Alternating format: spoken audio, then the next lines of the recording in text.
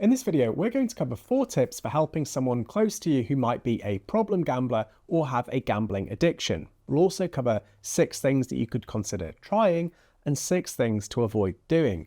And I've also linked helpful resources to help you and them in the description box of this video. When someone close to you struggles with a gambling addiction, it can trigger a whirlwind of emotions.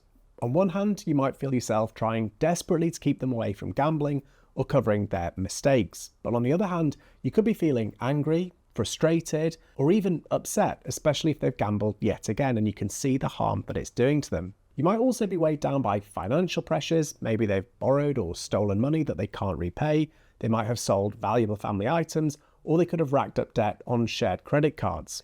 Even though loved ones play a really important part in supporting someone with a gambling problem, quitting is ultimately the choice of the gambler, and they have to make it themselves.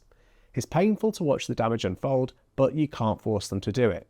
But what you can do is encourage them to get help, stand by them in their efforts to recover, safeguard your own well-being, and if there's any suggestion that they might be suicidal, this needs to be acted on urgently, and I've included information on what to do in this situation in the description box of the video. Please also note that this video is intended as a general educational guide only. It's not clinical advice for individuals, and for any issues that are raised in this video that affect you or someone close to you, please always speak to yours or their individual healthcare providers. So what are 4 practical tips that you can do if someone close to you, be it a family member, a friend, or a colleague, is a problem gambler? Well, this might sound obvious, but I think it's worth stressing it anyway, and that is to start by taking care of yourself. The saying that you can't pour from an empty cup is so relevant to this situation. So it's really important to make sure that your cup is full. It's really important to protect yourself both emotionally and financially.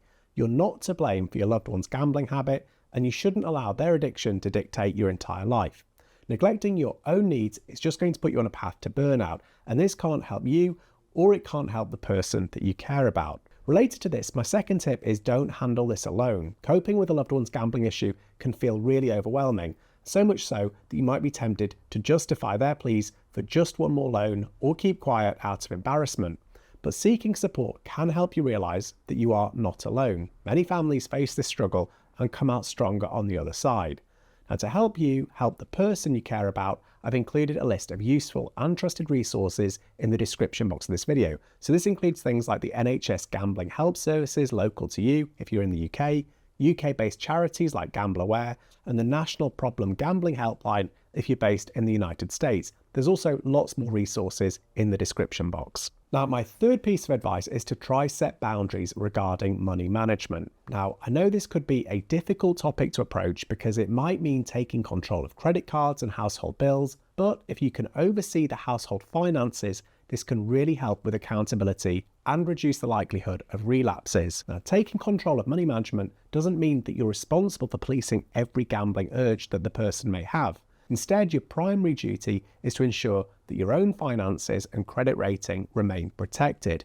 And if possible, in the process, you can help the person you care about too. Now, I do appreciate this could be a really difficult topic to approach, and it might upset the person affected or make them angry. So if it helps, you might want to suggest talking about this with a therapist or a doctor who's in the room at the same time to help guide the conversation.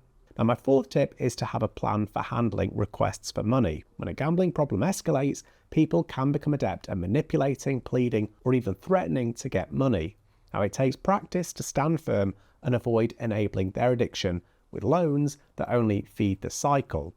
So now you've heard these 4 strategies, let's cover 6 practical tips of things that you could consider doing and 6 things that you should probably try avoid when trying to help someone who is a problem gambler. So do talk about the issue calmly. Wait until you're both relaxed, not angry or stressed, before discussing the effects of their gambling. Do seek support. Look into self-help and charity groups like GambleAware, which connects you with others facing similar challenges. Do explain your perspective. Make it clear that you're looking for help because of how their gambling is affecting you and the rest of the family.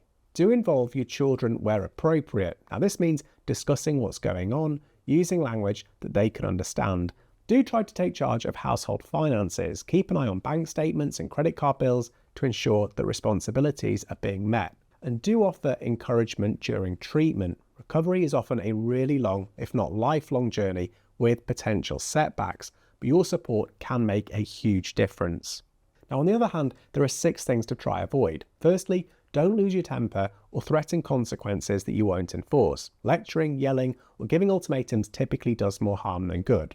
Don't forget the person's strengths. Now, when dealing with the gambling problem, it is easy to overlook the positive qualities they have, but they do have them. Don't exclude them from family life. Staying involved can help them feel connected and less isolated. Don't expect an easy road to recovery. Even after the gambling stops, underlying issues might come to light and need attention. Try not to bail them out of debts. Covering up their financial problems can just enable more gambling. And finally, don't hide or deny the addiction. Pretending it's not there won't help. Being honest with yourself and those around you is really important. Now, helping a loved one who struggles with gambling can be a challenging emotional process.